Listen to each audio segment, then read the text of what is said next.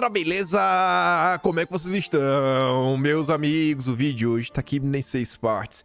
E eu quero começar falando sobre o caso do Carlos Jordi. Eu sei, você já deve ter acompanhado muita coisa, foi o principal assunto do dia de ontem. Todo mundo tava comentando, mas ainda assim, eu quero deixar algumas coisinhas registradas, que eu acho que são importantes. Quero trazer algumas outras que eu não vi ganharem tanta atenção.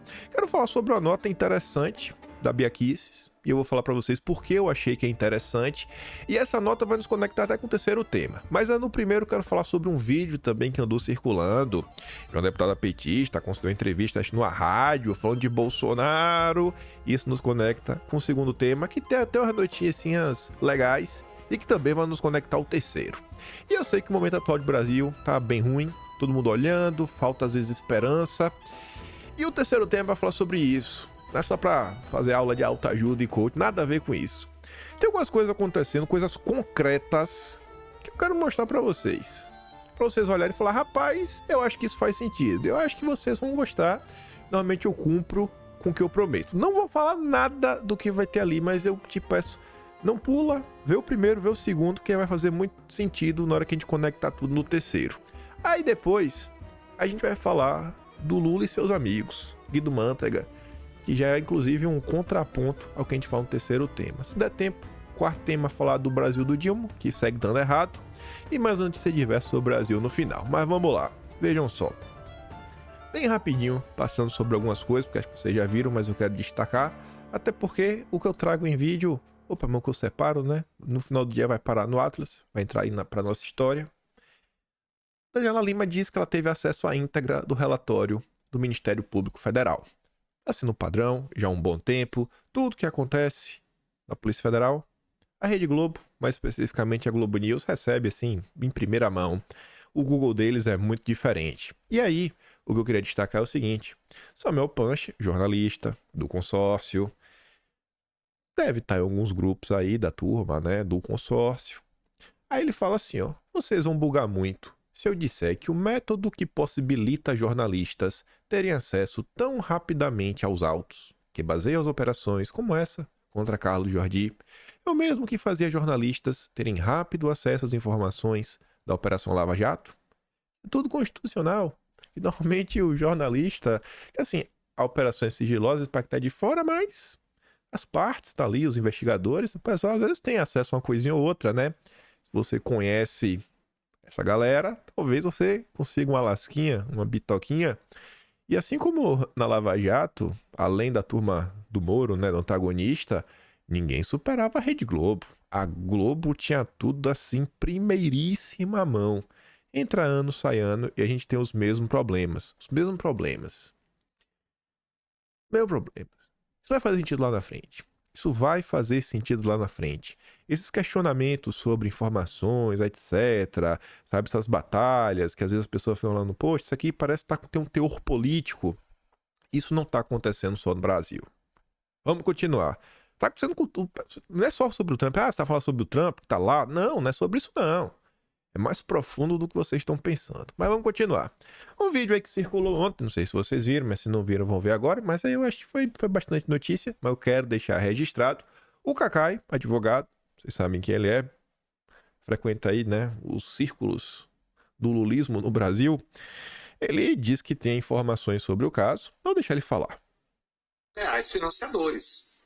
Eu não quero saber. É importante pegar os financiadores que fizeram a prática que permitiu estar aqui 1.500 pessoas, é claro que é importante. Mas olha, as informações que eu tenho, de quem conhece profundamente o inquérito, é que tem, por exemplo, 18 políticos com mandatos que estão para ser logo responsabilizados, pelo menos de denúncia, operações contra ele. Tem que ser feito em um ano. O que acontece, gente? O Poder Judiciário é um poder lento. Isso daqui que o Cacai disse foi no dia 8 de janeiro, numa live do ICL. Informações que ele tem, 18 políticos. No dia de ontem, a gente viu aí a operação contra um deles, que foi o Carlos Jordi. Mas vamos continuar. Esse daqui foi um dos principais pontos que circulou. Bom dia, meu líder. Leia diálogo que embasou operação contra o deputado Carlos Jordi. CVC, que é o Carlos alguma coisa, o nome do cara lá, eu acho. Bom dia, meu líder. Qual direcionamento você pode me dar? Tem poder de parar tudo. Essa mensagem teria sido enviada em 1º de novembro. E o Jordi diz: fala, irmão, beleza? Está podendo falar aí? CVC: posso, irmão? Quando quiser pode me ligar. A Polícia Federal ressaltou que no dia da conversa já ocorriam pelo país bloqueios de rodovias em protesto à vitória eleitoral de Luiz Inácio Lula da Silva sobre Bolsonaro. O segundo turno havia ocorrido 2 dias antes, na data de 30 de outubro. E assim, só vou colocar como possibilidade. A imprensa crava. Olha, é o líder, é o líder. Mas talvez, né? Só um talvez. Possa ser uma forma como algumas pessoas se referem ao político que eles apoiam, etc, tudo mais, ou buscam algum tipo de proximidade, tipo, meu líder. Não sei se realmente, né, ele era um subordinado do Jordi. Eu vi muita gente levantando essa bola, só queria aqui deixar registrado, né? Mas vamos seguir. Aí veja. A Globo me incomoda. Não é novidade nenhuma. E a turma da Globo ontem colocou aqui uma troca de mensagens. Eu até entenderia a crítica da Globo se ela deixasse claro, né, o que estava assim, tudo que estava acontecendo, se ela deixasse claro, por exemplo, se o Jordi sabia do que eles estão cobrando o Jordi. É o que eu estou querendo falar. Eu vou direto ao ponto, né? Um trecho da decisão que autorizou a operação mostra a proximidade com o ativista, o Carlos Vitor Carvalho. A investigação revela que no dia 17 de janeiro de 2023, o deputado fez um contato telefônico com Carlos Vitor, que estava foragido. Como representante da população brasileira, ao tomar conhecimento do destino do foragido, ele teria de comunicar imediatamente. Veja a análise de Arthur Dapiev. É crime. Aí eu pergunto pra vocês, né? Tá escrito ali, ó. Quando o CVC encontrava-se foragido, Jordi fez contato telefônico, sendo que, como parlamentar, representante da população brasileira, tomar conhecimento do destino do foragido, seu dever como agente público seria comunicar imediatamente à autoridade policial. Talvez possa estar na decisão. Mas aqui eu quero dar destaque pra turma da Globo. Que a Globo não falou isso. Será que o Jordi primeiro sabia que o cara tava foragido? O Jardim sabe, o Jardim nem sabia. Mas não importa. Você vê que não é assim. É de forma reiterada, né? A turma da Globo tá sempre tentando fomentar um clima que olha, que o bolsonarismo tem que acabar, não dá, eles são inaceitáveis, eles não podem fazer parte da sociedade, os deputados têm que ser caçados, Bolsonaro tem que ser preso. É aquela ladainha todo santo dia. Aí, o Valdo Cruz vai na mesma linha. Não, porque o Jordi, rapaz, na hora que ele gravou o vídeo, ele falou uma coisa, mas no depoimento ele mudou umas coisinhas e vai se complicar.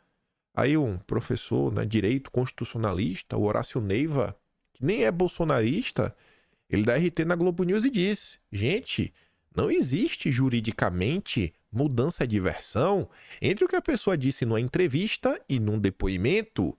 Ninguém se complica porque falou algo para um repórter e outra coisa para um juiz ou delegado. Às vezes no calor do momento o cara fala uma coisa, xinga, etc, tudo mais. Não, depoimento, tudo mudou. Então assim, é um negócio e fica nessa tentativa. Não, vamos aqui criar um problema. Olha, vamos sempre tentando fomentar uma história. Você vê que eles não escondem qual é o desejo. Acabar com a oposição. Aí uma coisa também que, só para trazer destaque, logo no início do dia o pessoal já estava falando. Coincidentemente, a Thalíria já está fazendo campanha em cima, né, do que aconteceu com o Jordi e Thalíria Petroni. Ó. A operação de hoje sobre os atos do dia 8 teve como alvo um parlamentar de Niterói. Quem ataca as liberdades democráticas tem que ser investigado, responsabilizado e punido. Niterói e o Brasil não tem espaço para quem odeia a democracia. A Thalíria Petroni é de Niterói. Ela é pré-candidata também, né? E o Jordi também era pré-candidato a prefeito. Você vê como tudo que vai acontecendo. Aí, no dia de ontem, não se viu Lira, não se viu Rodrigo Pacheco. Tá de boa, tudo de boa, tudo é normalidade democrática. Mas tá ali, ó, cobrança por reação. O presidente da Câmara dos Deputados, Arthur Lira, e o do Senado, Rodrigo Pacheco, ainda avaliam uma manifestação pública sobre a operação da Polícia Federal, que teve como dos alvos o Jordi. Ambos foram cobrados fortemente por membros da oposição sobre o episódio. Uma liderança chegou a dizer a ambos, em contato por telefone, que a postura, tanto de Pacheco quanto de Lira, é de conveniência com abusos. Como resposta, o deputado ouviu que uma reação seria analisada. Vão analisar se vão falar algo. E a oposição esperava um Lira indignado. Deputados ponderaram ao presidente da Câmara que uma manifestação, mesmo que diplomática, seria importante. Finge. Lira, dá uma fingida. Finge, cara. Finge que você se importa. E o argumento tem no horizonte a eleição para suceder a Lira no comando da casa em 2025. O deputado e seu aliado favorito ao posto, Elmar Nascimento, contam com os votos do bolsonarismo. A percepção de um parlamentar é que o fato de Lira não ter sido comunicado da operação por algum membro do Supremo o deixou mais incomodado do que a própria ação da PF. Porque o Lira não foi, né? O Lira não foi avisado. Então ele ficou mais chateado porque não foi avisado do que a operação em si. Veja como são as coisas, né? Aí, teve essa nota que eu achei interessante. O ponto que a Bia Kicis levanta. E eu já digo por quê. Acesso da Polícia Federal ao celular de Carlos Jordi preocupa a oposição. Aí vem a galera, quem não deve não teme. Não, não é por causa disso. Não é que o Jordi teria algo a esconder. Sabe qual é o medo? Como líder da oposição da Câmara, o Jordi tem seu celular, informações e documentos cuja divulgação pode comprometer os planos bolsonaristas no Congresso. Projetos de lei, estratégias para votação, para obstrução, sabe, para avançar com sua própria agenda. As pessoas que estão pensando em convocar para chamar para as comissões, as mais diversas comissões, como pretendem fazer isso, o que tem no ar, quais são os próximos passos. E agora? Agora, a depender, a polícia pode ter acesso a tudo isso. E a Globo tem acesso a tudo, né? É o que a Daniela Lima vem mostrando. A nota diz que é o seguinte, a preocupação foi manifestada pela deputada Bia Kicis, presidente da Comissão de Fiscalização Financeira e Controle da Câmara. Aspas. O deputado Carlos Jordi, surpreendido com a PF em sua casa e seu gabinete hoje, por ordens, o cara lá, ele da oposição na Câmara. O acesso a seu celular e computador dará a quem quer eliminar o bolsonarismo acesso às conversas e estratégias da oposição, maior ataque ao parlamento e à democracia, disse a deputada. E eu achei isso aqui muito bacana, porque não é de hoje que esse tipo de ação está acontecendo. Não é de hoje que esse tipo de coisas similares. Gente, vocês já viram muita coisa, né? De 2020 pra cá. De 2020 pra cá, vocês já viram muita coisa. Não é a primeira. E aí, normalmente, as pontuações, o pessoal sempre dá em torno de, poxa, não, a liberdade, isso, olha o que está acontecendo. Aí o pessoal grita, ditadura. E aqui eu achei algo muito inteligente. A Bia Kicis, ela deu assim, cara. Você vê que ela pontua, ela critica, e ela começa a puxar por outra linha. Uma linha que talvez, pelo menos, incomode aí parte, né, de outros deputados, outras bancadas, outras pessoas. Porque pensa um cara que não é a favor do governo Lula e tá na oposição, mas ele não se considera um bolsonarista. Ele veio e fala, pô, realmente, eu nem tinha pensado nisso. Às vezes o cara não pensa, às vezes o cara tá lá e contra o Lula, mas não é um cara assim, sabe, extremamente versado, um grande intelecto. Ele começa a ficar preocupado e fala, pô, não, realmente, eu tava achando que esse negócio de Jordi, por mim, vai, eu não gosto de Jordi, eu não gosto desse cara mesmo ali, mas, pô, realmente é complicado, né? Isso aqui vai hoje, aqui, acolá. E você começa a direcionar e mostrar, olha, não é só o problema da liberdade, não é só um bolsonarista gritando, ai, censura. Não, o buraco é um pouco mais embaixo. Reflitam sobre o que está acontecendo. Reflitam sobre as possibilidades, os problemas que estão sendo gerados, o que podem assim acarretar no final do dia. Pensem muito bem. Pensem muito bem o que está acontecendo. Eu acho que a Bia mandou muito bem a levantar esse ponto, porque é uma crítica diferente do que realmente é feito e que eu acho que tem uma capacidade boa de falar com mais pessoas. Até porque qual vai ser o argumento aqui? Qual é o argumento que vão utilizar para refutar a Bia Kicis? Que não importa? Não é nada que a oposição faz precisa estar escondido, é isso? Então tem assim, tudo que a oposição fizer, o governo pode saber, numa boa. E, enfim, né? Eram muitas notas aí que tá bem complicado esse relacionamento das coisas que tá no Brasil. Aí vejam só, vejam só, vejam só. No dia de ontem, teve um áudio que circulou, que eu acho também deveras estranho, tipo do Cacai, deputada petista de Santa Catarina, Ana Paula Lima. Ela concedeu entrevista. Olha o que ela disse.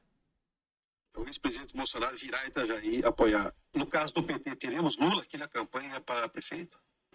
Eu não sei se vai ser antes ou depois de ser preso, né? Porque ele está em vias de ser preso, o presidente Bolsonaro. Porque não fez nada pelo Brasil, mas é uma investigação aí da Polícia Federal que para os próximos dias aí vai render muita notícia em nível nacional.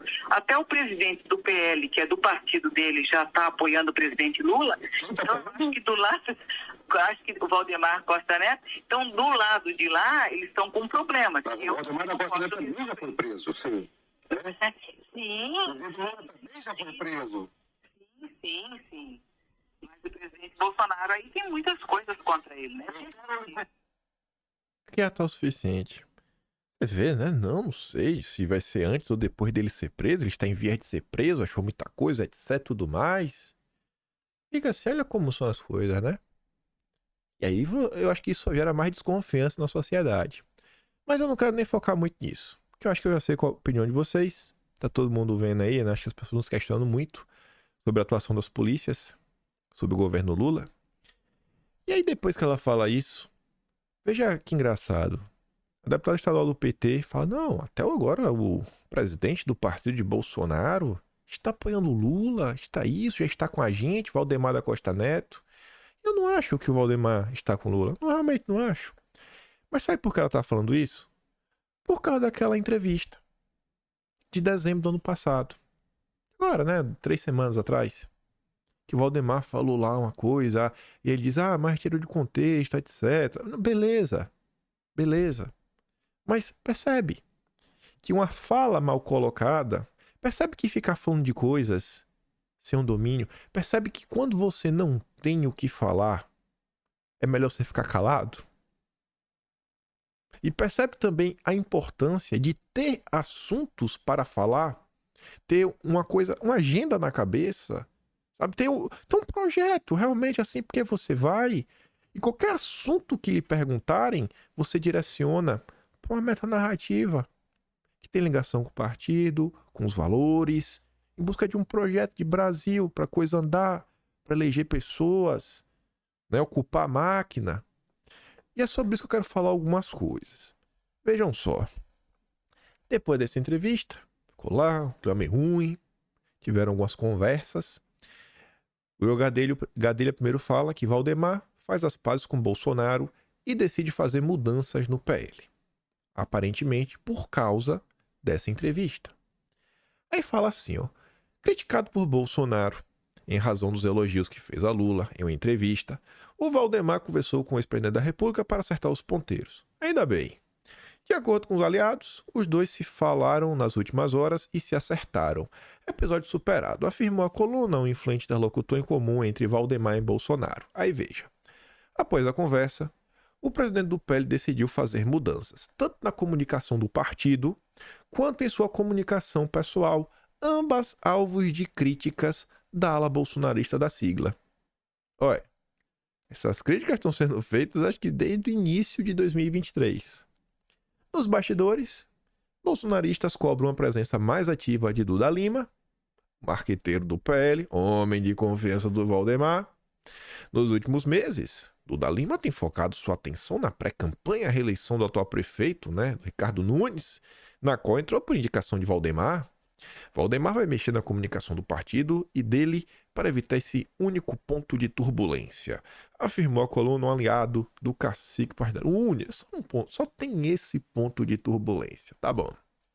Aí no dia seguinte, falando mais sobre essas mudanças, o Guilherme Amado fala que, a pedido de Bolsonaro, o Valdemar passará a ter um assessor cão de guarda. O PL, partido de Bolsonaro, está à caça de um nome para ser uma espécie de cão de guarda do Valdemar, o presidente da legenda, quando ele for dar entrevistas. Mas com assessor de imprensa, o profissional terá o dever de dizer quando o Valdemar deve ou não falar e sempre alinhado com a assessoria de Bolsonaro. A solução foi combinada entre a assessoria de Bolsonaro e o marqueteiro Duda Lima, que atende o PL. Falei bastante do Duda Lima, né? Mas tudo, deixa lá. Com uma forma de evitar novas entrevistas, né? Como a que Valdemar deu no final do passado ao Diário de Mogi, em dezembro de 23, quando elogiou Lula e criticou o ex-presidente. Aí, o que é que isso pode ter de ligação com o primeiro tema e com o terceiro tema que eu não adiantei nada? E é o seguinte, eu fui falando pra vocês um bom tempo. Eu sei que as coisas estão ruins, mas que eu não acho que a gente vai conseguir resolver esses principais problemas que nós temos, resolvendo eles. Eu acho que esses problemas serão resolvidos de forma meio que indireta. Tentar explicar um pouco. Eu não acho, temos uma insatisfação aqui, Poder Judiciário, Fernando, dessa forma, tá meio ruim, né? Não sei o que, beleza. Eu não acho que você... vou entrar aqui com um pedido pro Judiciário reavaliar uma decisão deles. Eu não acho que o Judiciário vai reavaliar. Eu não acho que a gente fizer uma nova crítica. Não, essa crítica é irrefutável. Ela vai fazer uma grande diferença nesse aspecto. Mas eu acho que se pessoas que não forem da bolha da direita, e não é uma pessoa, duas pessoas, eu acho que tem que ser assim um movimento que cresça e cada vez seja maior, e um movimento que comece a se tornar uma ideia majoritária na sociedade e em grupos, né, do alto escalão da sociedade, das elites nacionais, que, cara, tá ruim. Do jeito que as coisas estão no Brasil, estão muito ruins. Precisamos abaixar essa temperatura, precisamos apaziguar. Acho que a turma não quer apaziguar. Mas eu acho que quando esses tipos de comentários, quando esses tipos de críticas vêm de pessoas que não estão com o selo de bolsonaristas, são críticas que a galera fala, peraí, né? Tem um peso diferente. Eu acho que você entende. Eu acho que quando a gente começa a encampar ideias e mostrar que, cara, se você está achando que o Brasil tá ruim, a única solução de conserto é pela direita. E aí você começa a ver mais uma vez que pessoas de bolhas diferentes começam a olhar e falar, rapaz, realmente, Lula não dá mais. Vamos ter que apostar mais à direita. E você começar a ter realmente uma ampla maioria na sociedade.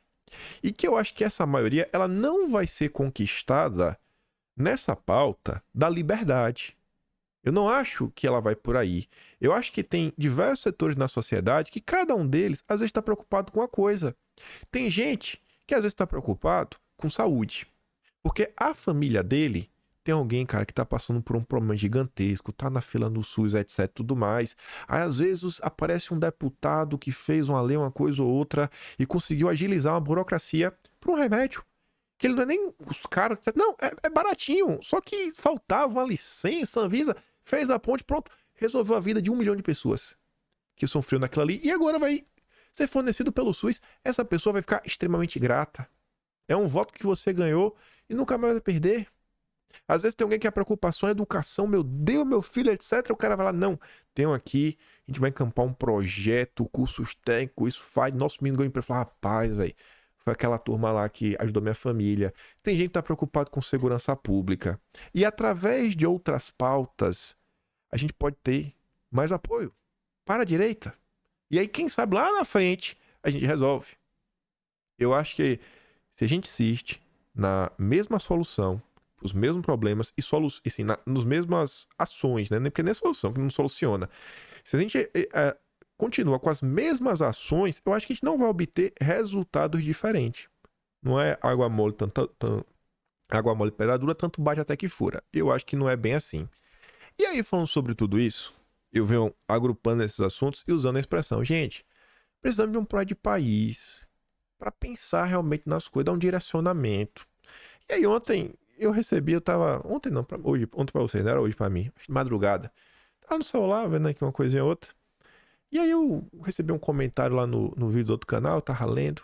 Aí uma tia perguntou, quem de coração, o que você quer dizer quando você fala assim, pô, a gente tem que ter um projeto, etc, por que fazer, por que não fazer, o que seria isso? Como sabe, trazer apoio mais para perto, a gente conseguir ter mais voz enquanto movimento, um grande movimento de direita, iniciado lá atrás, que tem até hoje Bolsonaro como líder. E aí, para dar um exemplo para vocês, vou comentar de algumas coisas que estão acontecendo lá fora. E já tem um tempo que eu venho acompanhando. Eu falei, não, acho que hoje encaixa muito bem. Aproveitar que tá todo mundo assim bem chateado com essa questão do Jordi.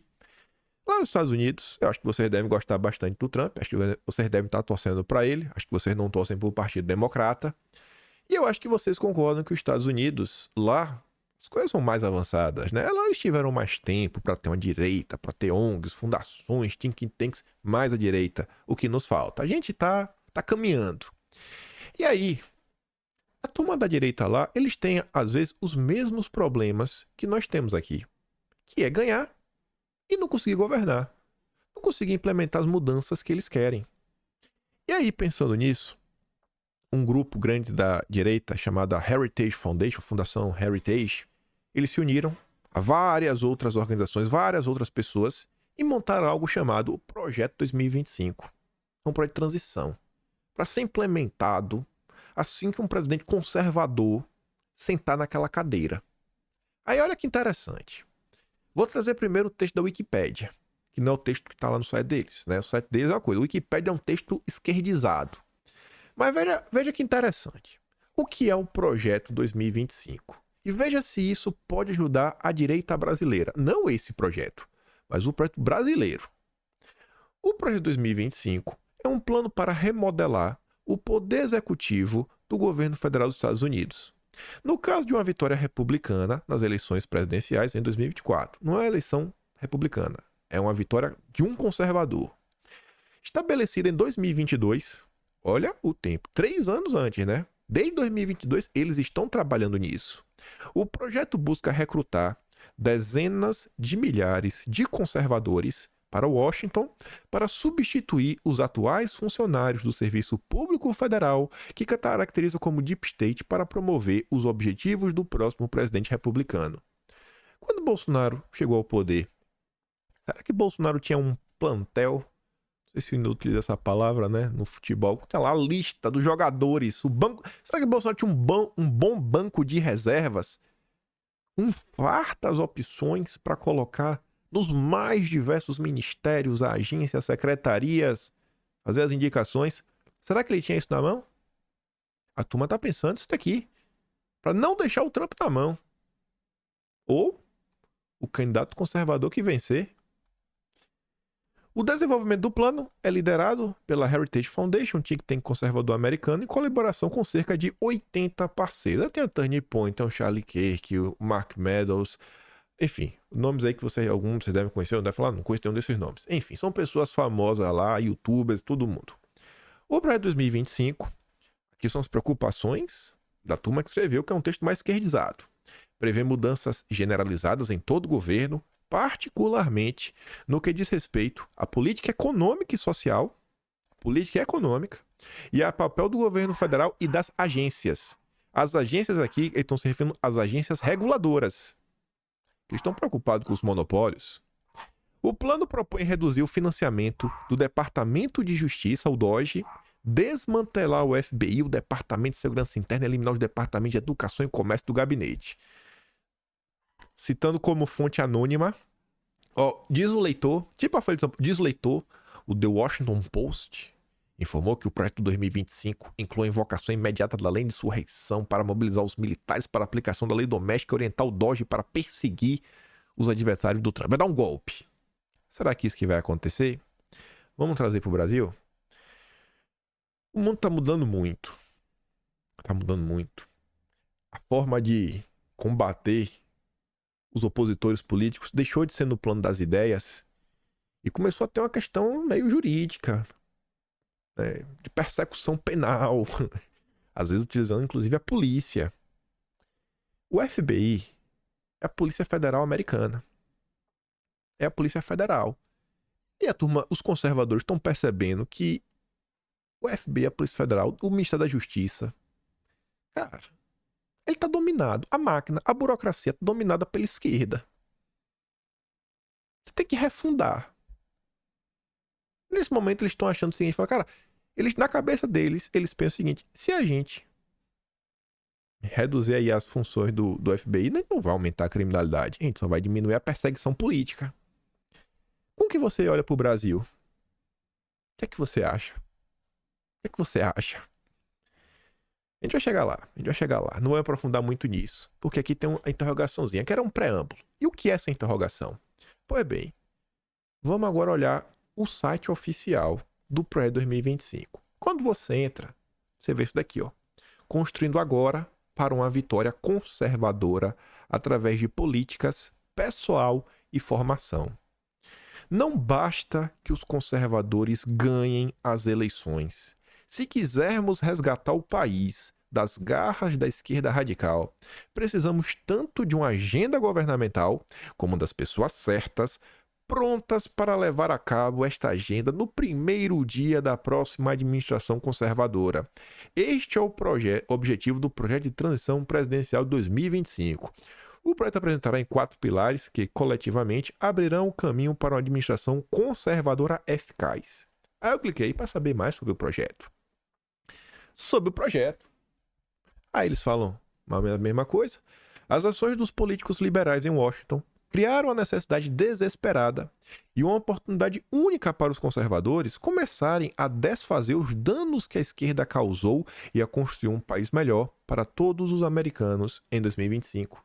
Eles estão falando o seguinte: a esquerda está tão em baixa, a perseguição está tão grande, o vazio de ideias é tamanho que, cara, essa dificuldade é uma oportunidade de entrar para realmente fazer a diferença, se organizar, agora vai mudar. Aí depois meio que ele repete o que ele já disse antes, né? Não basta ganhar a eleição, etc, tudo mais, tem os projetos, né, papapá. O projeto é um esforço de ampla coligação de organizações conservadoras que se uniram para garantir que uma administração bem-sucedida comece em janeiro de 2025, com as recomendações políticas conservadoras certas e o pessoal devidamente avaliado e treinado para as implementar. Retomaremos o nosso governo. O Plano de Transição Presidencial de 2025 está sendo organizado pela The Heritage Foundation e baseia-se no Mandato para Liderança, de longa data da Heritage, que tem sido altamente influente para as administrações presidenciais desde a era Reagan. Esse Mandato para Liderança é um livro. A gente vai dar uma olhada. Tem quase 1000 páginas. Enfim. Paul Duns, ex-chefe de gabinete do escritório de gestão de pessoal durante a administração Trump, atua como diretor do projeto de transição presidencial 2025.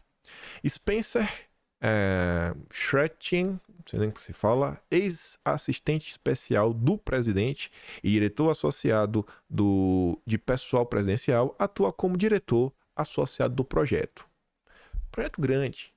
80 instituições diferentes trabalhando, montando uma agenda. Como seria essa agenda?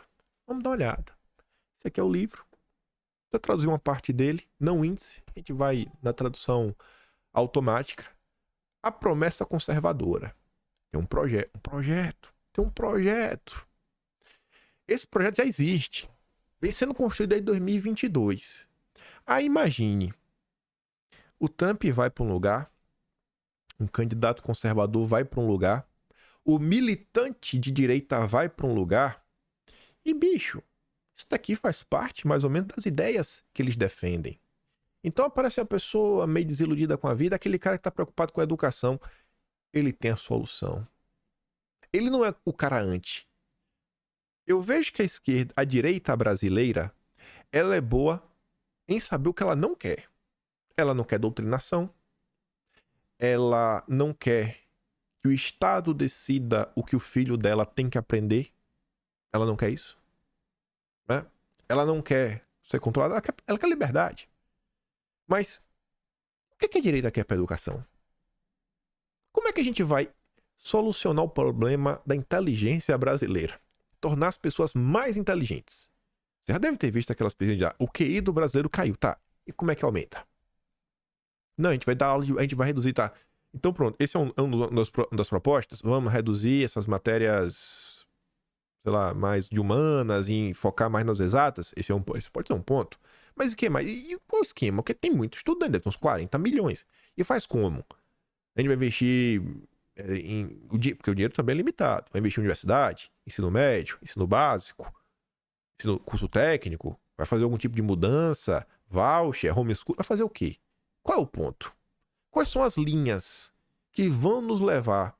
Porque é isso que as pessoas querem ouvir. Isso é o que as pessoas que ainda não estão na nossa bolha, elas querem ouvir que é um projeto. Aí você pega esse livro, veja o índice, né? Tá lá, faz uma introduçãozinha básica. Aí começa. Seção 1. É o primeiro ponto. Como começa? Recuperar as rédeas do governo. Aí eles estão discutindo sobre o escritório da Casa Branca, né? A cúpula, Planalto, lá dentro, núcleo duro. Escritório executivo do presidente e as agências, né? A burocracia. Gerenciando a burocracia. Managing the bureaucracy. Tô preocupado com isso. Cara, a gente tem que dar uma olhada na burocracia. Não tem um establishment brasileiro. Isso aqui é o início. Tem nem a parte propositiva. Aí vai pro capítulo 2. A defesa do comum. Assim, isso do senso comum, basicamente. E aí tem as coisas que tá lá, né? Enfim, o Departamento de Defesa, o Departamento de Segurança Interna, o Departamento de Estado, Inteligência, as agências de mídia, inclusive do Estado, né? E a Agência de Desenvolvimento Internacional. E aí, como é que a gente vai fazer isso? Para que lado vai? Que a galera tá começando a se questionar que vários desses organismos estão trabalhando contra os conservadores. Não foi o Jamil Chad, o nosso famoso porta-voz da OTAN, que comentou como embaixadores, diplomatas sabotaram Bolsonaro? Impressão minha? Eles estão comentando isso já aqui. Olha as preocupações. Eles 3 anos antes já estavam pensando nisso. Aí você vai para... Aqui sim começa a ficar mais direcionado. Departamento de Agricultura. E aí? Qual o projeto da direita brasileira para a agricultura? Beleza que eu sei que a galera gosta do agro. Mas qual é o projeto? É linha de crédito? Sei lá, a gente vai começar a direcionar o crédito para o pequeno e para o médio, o grande já tá de boa, não, o grande precisa de alguma ajuda, não, o grande, a ajuda que o grande precisa é nível internacional, é a gente entrar de cabeça, bater forte, né, na OMC, não deixar nenhuma taxa descarada, protecionismo francês, temos que dar um enquadro no Macron. É o quê? Não, o agro, na verdade, a solução dele, o que o agro está precisando, não passa nem tanto pelo agro, é pela infraestrutura. Está precisando de um fortalecimento das cadeias de logística no país. Não é segurança jurídica, não. Na verdade, a solução do agro que a gente defende passa por Minas Energia, porque é a autossuficiência do fertilizante. O que é que a direita defende? Qual é a solução da direita para ampliar esse setor de sucesso que já é o agro? E veja que eu não estou falando da gente criar uma estatal de sementes, não. É o direcionamento do Estado. Mas, cara, a gente vai seguir por aqui, ó.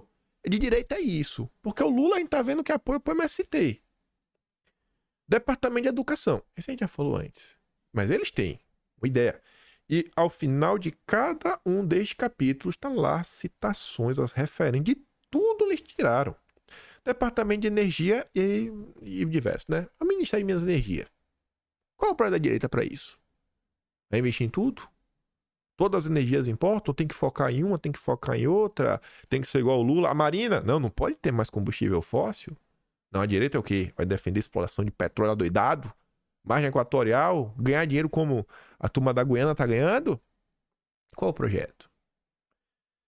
Meio ambiente, saúde, casa, desenvolvimento urbano. É um problema no Brasil? Imóvel tá caro, né? Meu Deus do céu, tava olhando. Meu Deus do céu!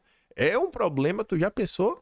A direita tem um programa de casa que você vê, rapaz, isso aqui dá certo. Pessoa classe média, média baixa aí, que tá doidinho pra entrar no financiamento, mas com juros agora e com o valor que tá difícil. Imagina você ter uma solução pra isso. Uma solução que cole. E o cara fala, rapaz, isso realmente faz sentido? Será que você consegue mais apoio na sociedade? Gente, eu não sou especialista.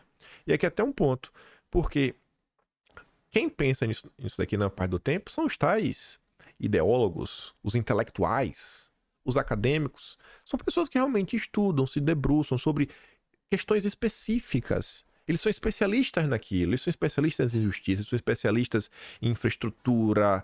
Aquela área, ele se dedicou a vida inteira.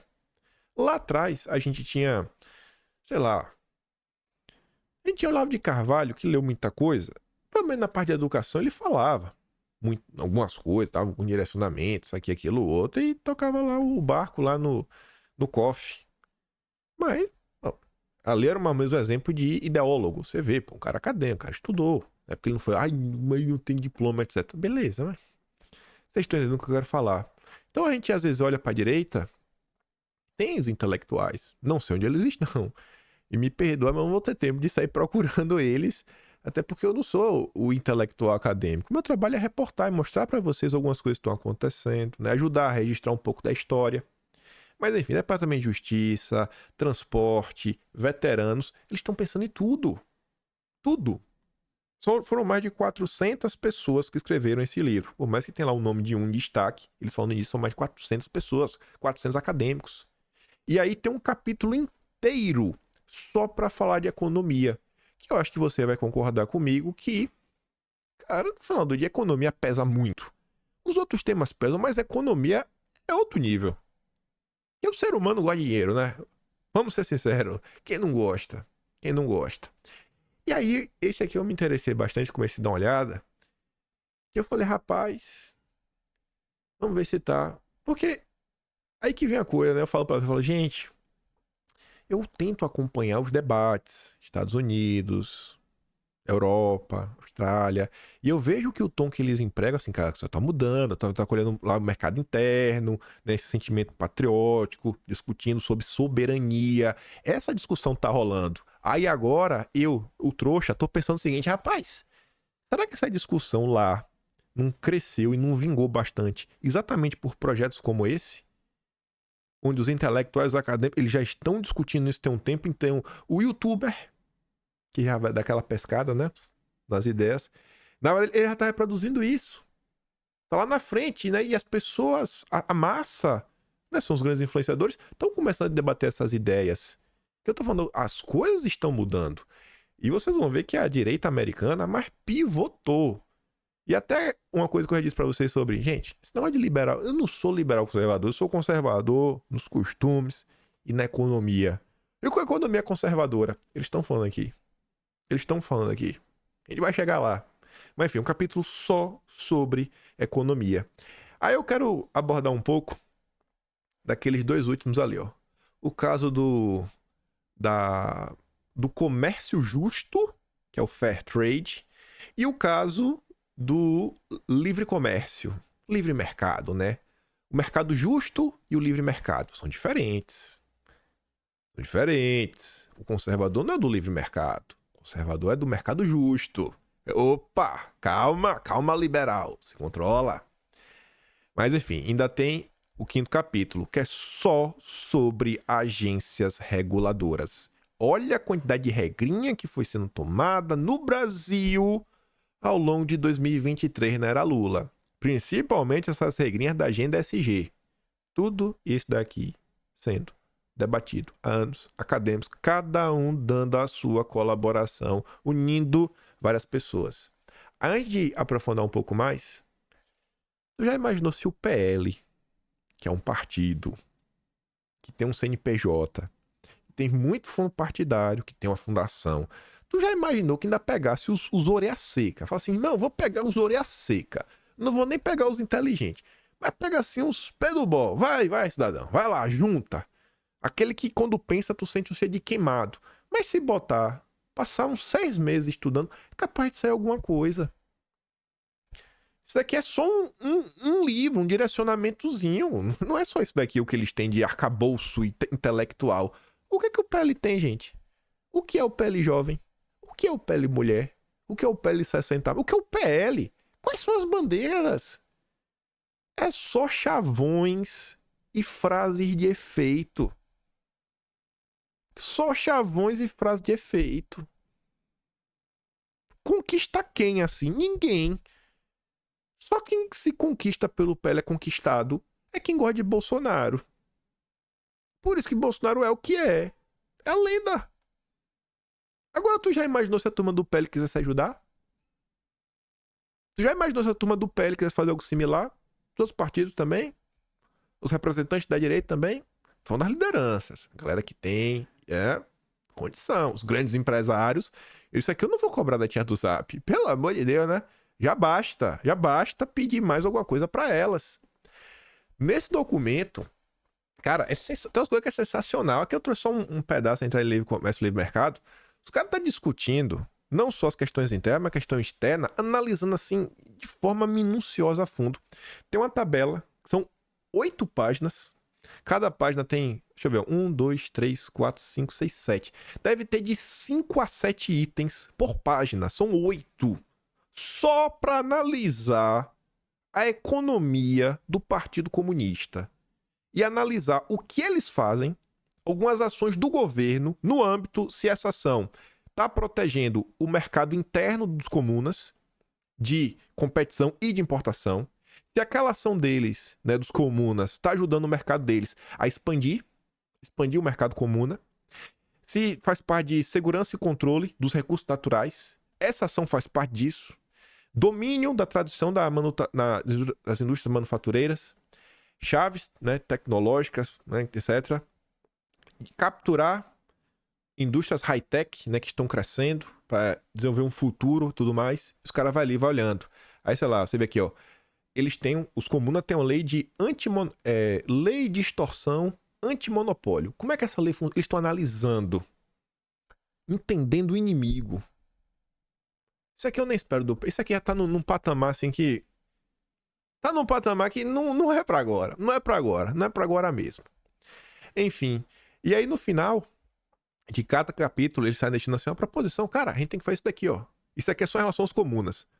Tarifa. Vamos botar tarifa neles, né? Vamos aqui, ó. Financiamento e incentivos para as companhias americanas virem fazer produção onshore. E sair lá do solo comunista, vem pro solo dos Estados Unidos, irmão, sai daí. Vamos ver o que vai fazer, vamos tirar de lá, vamos sufocar o país dele, vamos fortalecer a indústria nacional. Eu nem espero isso aqui do PL, isso aqui é pedir demais. Pedir demais. E o Brasil também nem tá nesse ponto de estar numa briga dessa. Mas vamos lá. Projeto de transição, aqui é a versão traduzida, né, do PDF. O dogma do modelo ricardiano de livre comércio, que tem sido utilizado como propaganda para impedir a adoção de medidas que buscam nivelar o campo comercial global para fabricantes, agricultores, pecuaristas e trabalhadores americanos. Olha a visão conservadora. Você vai vir e comer isso aqui. Ei, pera aí. Tem que ser justo. O que está acontecendo não está nos ajudando. Ele fala, inclusive, está favorecendo o Partido Comunista. O papel crucial do pessoal de apoio da Casa Branca e da administração na implementação dessas políticas comerciais eficazes. Coisas que vão nos beneficiar. Aí, vai lá. O dogma do livre comércio. É evidente que a orientação comercial justa e equilibrada deste capítulo vai fortemente contra a vertente do livre comércio da ortodoxia ricardiana globalista, que se baseia na teoria de que o livre comércio representa o melhor caminho para alcançar a prosperidade, tanto americana quanto global. Essa ortodoxia baseia-se na conclusão acadêmica da Torre de Marfim de que se os países comercializaram livremente entre si, cada um procurará suas próprias vantagens comparativas, a produção será mais eficiente em todo o mundo, o bolo econômico será maior tanto para o mundo quanto para cada país de comércio livre e, enquanto os trabalhadores perdem os seus empregos, né, forem compensados de forma justa pelos ganhos do comércio, todos estarão em melhor situação. O problema mais óbvio desta ortodoxia, há muito mais, é que em nenhum lugar o comércio livre ricardiano se espelha no mundo real. Em vez disso, a América comercializa no mundo onde as regras da NMF, eu não sei qual é, mas a OMC a gente conhece, estão contra nós. Escarnecedores como os comunistas ignoram as escassas regras da OMC que existem. E os Estados Unidos e as nações envolvidas são a maior vítima. Quantas regras também não tem? Ah, não, o Brasil agora para vender para a Europa vai ter que ter uma diligência prévia para mostrar que os produtos não são desmatamento. E tome-lhe regra. E tome-lhe regra. E tome tarifa, e tome taxa. Mas eles querem livre comércio. Querem livre comércio e tome taxa no Brasil. E tome protecionismo. Isso é justo? Livre comércio para eles. Pra gente não. Pra gente é cheio de imposto. E os caras estão falando, esse não tá funcionando. Esse papinho de liberal não tá funcionando. Durante seu primeiro mandato, Trump pregou que não pode haver comércio livre sem um comércio justo, recíproco e equilibrado. Ele tinha então razão, e quem quer que seja o próximo presidente de 2025 deve prestar atenção a esse princípio crítico sempre que a bandeira do comércio livre for hasteada para impedir a adoção das reformas necessárias. A política da política comercial. Quem se beneficia? Hoje, existe uma grande divisão entre os americanos que impede reformas construtivas da política comercial. Ele falou assim, existe uma divisão entre americanos. Quem defende uma coisa e quem defende outra. Aí, de forma muito assertiva, ele já derruba o argumento do liberal. Então você é a favor do comunismo? Não, cara, não é disso que eu tô falando. Não é disso que eu tô falando. Esta grande divisão não tem a ver com um desejo partidário de impostos baixos e de uma carga tributária reduzida, né? Regulamentar reduzida. Ele tá falando assim, filho de Deus, todo mundo que tem sã consciência, todo mundo quer imposto baixo. Todo mundo. A divisão não é essa. Não vem com esse teu papinho. Não é porque eu estou contra o liberal que eu quero imposto. Não é isso. Não é sapato Brás. Se acalma, liberal. Em vez disso, a divisão da sociedade trata-se de saber se as nossas fronteiras devem ser abertas ou seguras e se é prudente deslocalizar a nossa base industrial de produção e defesa e as cadeias de abastecimento associadas.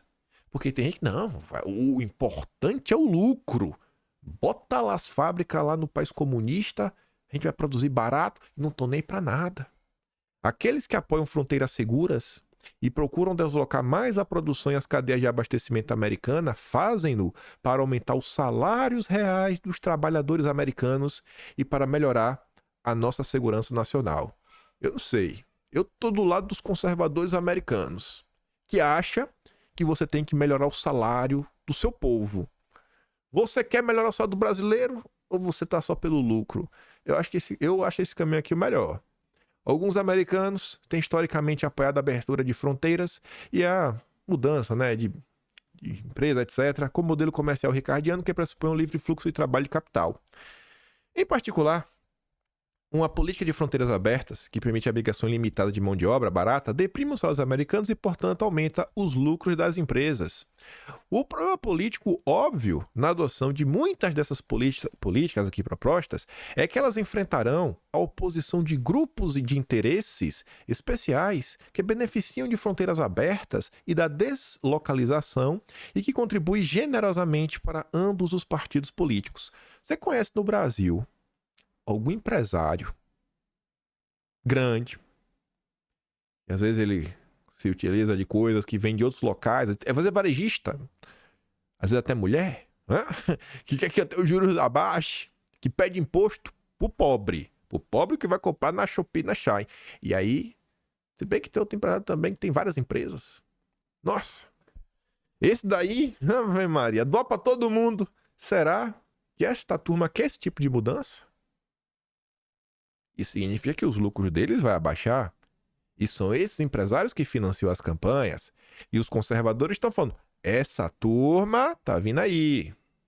Estes grupos de interesses especiais vão desde os fundos de cobertura de Wall Street, BlackRock da vida, e os empresários tecnológicos do Silicon Valley, até os grandes os varejistas que enchem os seus corredores, especialmente com produtos baratinhos, made in comunismo. Olha só. São os mesmos problemas que temos no Brasil, mas lá eles estão escrevendo o que iremos fazer. Se a gente voltar ao poder, qual é a nossa solução? Aí você vê o cara tá falando de aumentar o salário. Gente, quem é que não quer ver o salário subir? De coração, quando foi a última vez que você viu uma discussão na internet que um político ele estava levantando a bola de uma proposta para aumentar o seu salário? De coração. Ainda que você fala, não, mas não... Pô, o cara tá discutindo. Eu acho que dá pra ir pra algum lugar discutindo. Eu acho que isso aqui agrada muita gente. Aí ele vai lá, conclusão. Apesar da óbvia exploração dos agricultores, pecuaristas, fabricantes e trabalhadores norte-americanos pelo sistema de comércio internacional e pela agressão dos comunas, existem, no entanto, forças políticas poderosas que lucram com o status quo. A dura lição deste capítulo é que a América é espoliada todos os dias no mercado global, tanto pelos comunas quanto por OMC. É a ONU da vida que só atrapalha. Ignorar esses dois desafios irá simplesmente continuar a drenagem parasitária da base industrial americana de produção e defesa. Olha esse final. Olha os itens que eles estão preocupados. Reindustrialização. Base industrial. Produção, totalmente da produção do país e também defesa. O que é que os conservadores brasileiros estão preocupados? Quais são as nossas agendas? Qual o nosso projeto de nação? Uma visão conservadora para o comércio. As recomendações políticas neste capítulo refletem a crença na força das instituições fundadoras da América, na sua economia e no seu povo. Já puxou os pais fundadores. Reflete também a compreensão realista do fato de que a política comercial tem capacidade limitada e é vulnerável ao aumento da missão e à captura regulamentar. Os decisores políticos devem ser modestos quanto ao que podem realizar através da política comercial e precisam de exercer vigilância constante contra abuso. Tá falando, cara, tem que, beleza, também entender que tem uma limitação de até onde dá para ir, só que tem que ficar principalmente atento aos abusos, aos oligopólios, a turminha que no Brasil tá aí desde que o mundo é mundo. Primeiro, ele fala, cara, a política comercial do governo, aqui são as linhas gerais de uma visão conservadora. Uma visão conservadora para as relações comerciais é visando reduzir os preços ao consumidor para os americanos comuns e abrir novos mercados para empresas americanas e seus produtos. Tem que ter isso na cabeça qualquer político. Base. Pensa no pequeno. O comércio pode ajudar os trabalhadores e as empresas americanas a especializarem naquilo que fazem melhor. Vamos olhar qual é, sabe, sei lá, a nossa... Não é serventia a palavra, não é predisposição. Qual é a nossa missão, mais ou menos, essa aqui? Então vamos seguir aqui, vamos ajudar. Dar o direcionamento. Não é fazer a Sapato Brás, Boné Brás, Agricultura Brás. Não é isso. Como é que a gente vai ajudar? Sabe? A missão que o país tem. Essa aqui, o que a gente vai pensar? Vamos pensar em políticas públicas para fomentar. E aí deixa o mercado privado tomar seus próprios passos, decisões. E na política externa, o comércio pode ajudar a preservar e fortalecer alianças. Isso aqui já tá. Isso aqui não é pro Brasil. O Brasil não tá nesse nível ainda. Nem tá longe. Ao mesmo tempo, uma política comercial sólida exige humildade. Não é uma panaceia que todos os problemas políticos serão resolvidos. A política econômica não pode favorecer um setor em detrimento de outro sem causar compensações que superem os benefícios. Nem o livre comércio, nem o protecionismo vão criar empregos. Olha o equilíbrio. Não é 100% protecionismo, nem livre comércio. Não é assim que vai resolver as coisas. O comércio afeta os tipos de emprego que as pessoas têm, mas não tem qualquer efeito a longo prazo sobre os números de emprego. Tá falando, cara, se a gente faz aí a mudança, a gente pode reindustrializar o país, a gente pode ter empregos mais qualificados, que as pessoas vão ganhar mais, mas aumentar a quantidade de emprego para outras coisas, é o próprio tamanho da população. E aí, falando sobre isso, na notícia do Brasil, de agora, ó, trabalhadores com ensino superior perdem espaço no mercado formal de trabalho. Porque o Brasil está se desindustrializando. Comércio e serviços puxam emprego, mas com salários menores. Tendência é de criação de postos com essas mesmas características entre dezembro e fevereiro, de acordo com a pesquisa da FGV. Como é que a gente vai solucionar para o Brasil parar e começar a crescer, se especializar em empregos melhores salários? Implementando a visão conservadora. Tornar realidade a visão conservadora do comércio exigirá diversas ações. E ele está listando várias, etc. Mas você vê, ó, tem um ponto. O que eu quero mostrar para vocês é isso. Existem caminhos, existem coisas que nós precisamos melhorar. É olhar para si e falar, cara, o que a gente pode fazer? Olha o que o José Dirceu falou essa semana. A gente trouxe em vídeo.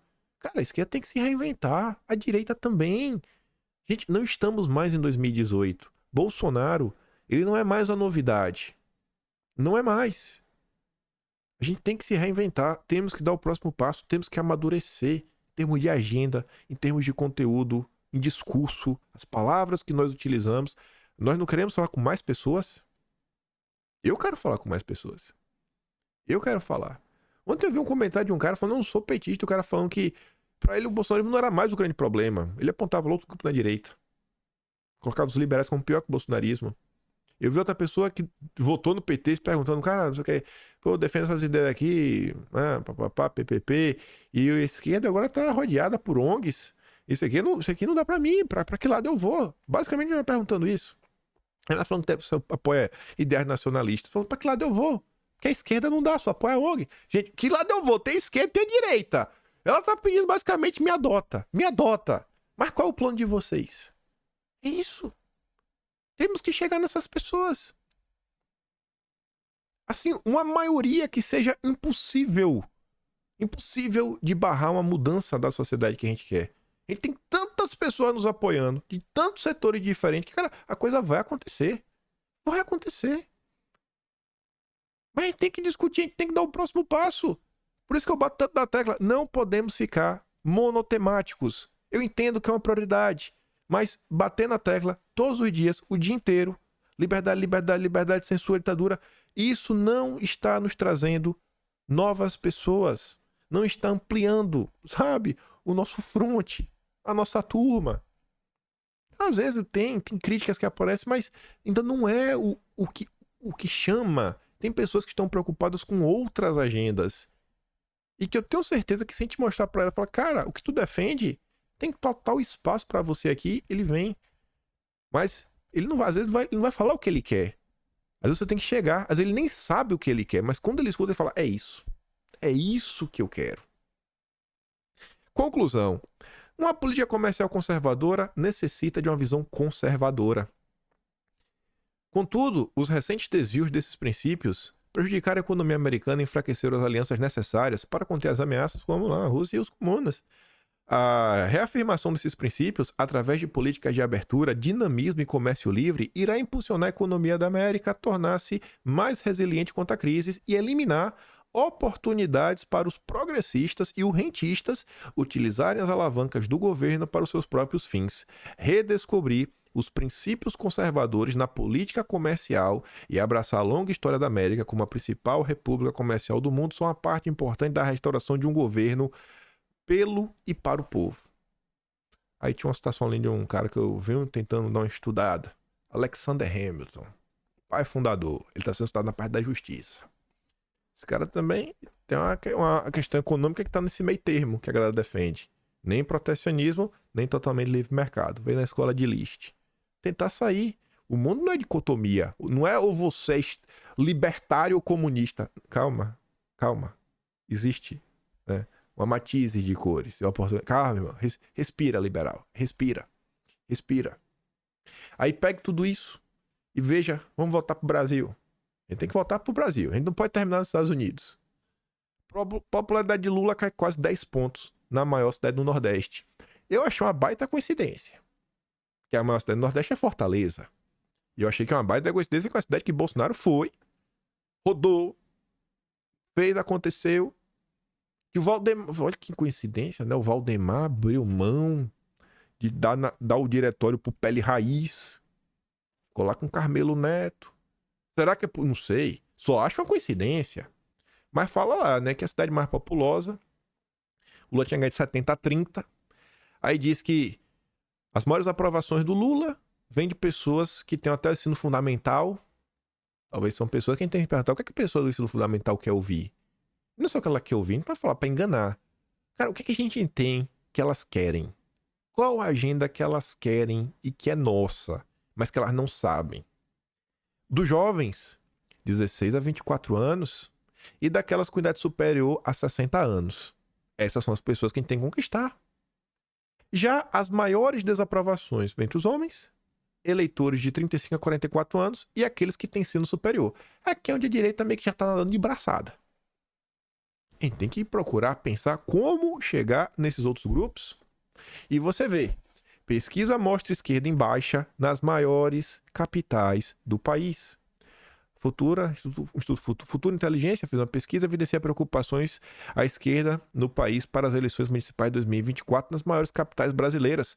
Conforme o levantamento que considera 15 capitais estaduais, a esquerda não foi citada em nenhuma delas com posicionamento político preferencial da maioria dos eleitores. Não foi. Não, a maioria não é de esquerda. Pode não ter lá, não tem lá, mas de esquerda não é a maioria. Como então chegar nessas pessoas? Como chegar? Por isso eu tô batendo tanto na tecla. E eu acho que agora mostrando para vocês um exemplo real, concreto, que já está acontecendo, de pessoas que, inclusive, alguns dessas lideranças, inclusive, faziam parte da equipe do Trump no passado. Eu não tô pedindo para Bolsonaro resolver sozinho de novo, como sempre, não. Eu tô mostrando para vocês, gente. Eu não sei resolver o Brasil. Eu não sou intelectual. Eu não sei se eu consigo resolver 1% dos problemas que o Brasil tem, com sugestões que eu poderia dar. O que eu sei é que muita ajuda não atrapalha. Eu tento não atrapalhar. Esse é o primeiro ponto, né? Eu não atrapalho. Acho que eu nunca atrapalhei. Falei assim, isso aí então atrapalhou. Eu acho que eu nunca fiz isso. Segundo ponto, eu tento ler, tento estudar um pouquinho, tentar compartilhar alguma coisa, dar algumas ideias, né? E aí as pessoas mais capacitadas podem tentar, né, se debruçar sobre isso e tentar achar uma solução mais bacana. Mas, volto a falar, ficar monotemático ou priorizar tanto um assunto que os outros não ganhem tanto destaque, isso não conquista tanto. Temos que sair um pouco só do anti. Temos que também entrar um pouco do pró. Somos pró isso, pró aquilo outro. E vamos resolver o Brasil dessa forma, para buscar uma maioria. Para gente tentar trazer o Brasil de volta com essa normalidade institucional. Porque tá horrível, todo mundo sabe disso, sabe? Não podemos ficar presos àqueles do lavar a alma, né? Não, ele falou as verdades duras, não vamos nos calar. Tá, beleza, mas não resolveu o problema. Enfim, eu gosto de ganhar, quero ganhar. Eu tô muito cansado, eu tô assim, nossa, exausto de perder. Dá pra falar isso, né? Acho que vocês também. E tá perdendo, mas perdendo com força. Jesus. Mas é isso. Acho que dá pra trazer um pouquinho de esperança. Ver que sim, existe alguns caminhos que se a gente tentar aqui, a gente pode ter algum tipo de avanço. Óbvio que acho que isso daqui não depende de vocês, né? Mas talvez vocês possam, sei lá, numa roda de conversa, aí alguém tem a oportunidade de falar com um político, um deputado, etc. Alguém lá, pra você falar, cara, vai pra esse caminho aqui, pô. Começa a construir isso daqui. Começa a trazer mais apoio. Nos ajude até nós termos ideias para na hora de a gente entrar em debate e mostrar, levar nossas agendas. Políticos, ajudem a tia do Zap. Então, meu Deus, tão boazinhas. Os tios do churrasco, os primas, eles gastam tanto tempo estudando, vendo, vê vídeo, tá na rede social, se informam, levam informação. Se vocês ajudarem, meu Deus do céu, velho. A coisa avança. E é isso. Eu fico por aqui. Eu amo meu trabalho, você mais um pouquinho. Passamento do canal, tem um botão de valeu, tem um P na descrição, tem um Atlas brasileiro, kimpai.com/br. E vamos lá, né? Amanhã espero estar de volta, espero ver vocês. Que grande beijo e abraço. Tamo juntos. Valeu, meus amigos. Fui!